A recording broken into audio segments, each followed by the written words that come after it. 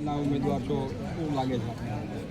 આ સ્થિતિ જોતાં એવું સામે આવે છે કે અમારી મત માગવા જવાની અમારી ફરજ છે, પણ ભરતભાઈના જે કામ બોલે છે તેની નીચે અમે તાલુકા પંચાયતના ઉમેદવાર તરીકે આવ્યા છીએ.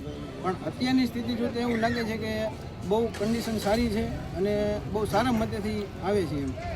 તાલુકા પંચાયતની ચૂંટણીમાં કોંગ્રેસ માટે કેવું માહોલ? આજે જ્યારે તમે નેપાળની ઘટના જોઈ કે જેન્ઝી રહ્યું જે યુવા રહ્યું એ પરિવર્તન લાવી શકે, તો આજકાલ હું એક યુથ કોંગ્રેસના પ્રમુખ તરીકે કાર્યરત છું, તો મને પણ યુવાઓના ફોન આવે છે. આ વખતે યુવાઓમાં પણ એક અલગ જ ઉત્સાહ છે, કેમ કે ક્યાંક ને ક્યાંક યુવાઓ આ સરકારથી થાકી ગયા છે. પેપર લીક જેવી ઘટના હોય, ડ્રગ્સ તમે જુઓ તો ખુલ્લામાં વેચાઈ રહ્યા છે, વારે વારે પેપર ફોડતા હોય, સ્કૂલોમાં ફીના ભાવ વધારા હોય, સરકારી સ્કૂલો બંધ થવી, સરકારી દવાખાનામાં દર્દીઓ ધક્કા ખાય છે. તો ક્યાંક ને ક્યાંક મને એવું લાગે છે કે આ વખતે યુવાઓમાં પણ એક ક્રાંતિ આવી છે, અને એ ક્રાંતિનું પરિણામ 26 તારીખે યુવાઓ વધુમાં વધુ મતદાન કરશે અને કોંગ્રેસને વિજયી બનાવશે.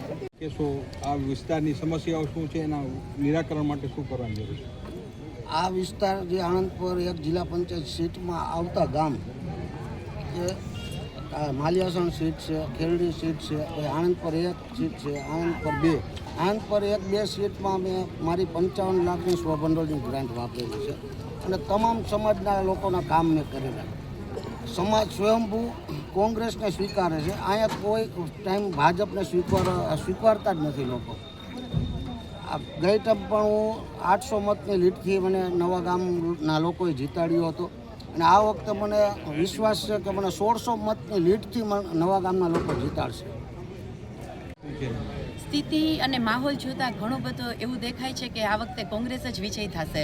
અમારા જે આણંદપુર વિસ્તારના જિલ્લા પંચાયતના ઉમેદવાર ભરતભાઈ છે, તેને ગયા વખતે જે રીતના કામ કર્યા છે, 55 લાખની ગ્રાન્ટ વાપરી અને એના ગામનો એમને વિકાસ કર્યો છે, એ જોતાં અમને એવું લાગે છે કે અમારે કોઈ ઉમેદવારને વેચાતા લેવા જવાની એટલા માટે થઈને જરૂરિયાત નથી પડતી કે એમને જે કામ કર્યા છે ને એની ઉપર અમને મત મળવાના છે. ઉદ્ઘાટન કર્યું, શું કહેશો, કેવો માહોલ છે? કાર્યાલયનું ઉદ્ઘાટન કર્યું. અમારો માહોલ એકદમ સરસ છે અને અમારો કોઈ વેચાણ માલ નથી. અમારા ઉમેદવાર ભરતભાઈ જે જિલ્લા પંચાયતમાં ગયા વખતે એને 85 લાખની ઓફર કરી હતી, આ વર્ષે ભાજપવાળાએ એને 1.5 કરોડની ઓફર કરી. પણ એણે કીધું કે મારા વિસ્તારના કામ કરવા છે, મારા વિસ્તારમાં રહેવું છે, મારે મારા સમાજના અને અન્ય પછાત સમાજના અને સવર્ણ સમાજના જે જરૂરિયાતમંદ લોકો છે એના કામ કરવા છે, એટલે મારે કોંગ્રેસ પાર્ટી હારે જોડાવવું છે. મને 150 કરોડ રૂપિયા દે તો પણ હું કોંગ્રેસમાં રહી અને હું મારો વિજય અવશ્ય મેળવીશ. આપ પ્રચાર કરો છો, શું લાગે છે સ્થિતિ, અને કેવી સ્થિતિ લાગે છે? છેલ્લા 30 વર્ષથી ભાજપના ભ્રષ્ટાચારથી લોકો ત્રાહિમામ થઈ ગયા છે અને કોઈ પણ જાતની વ્યવસ્થા નથી.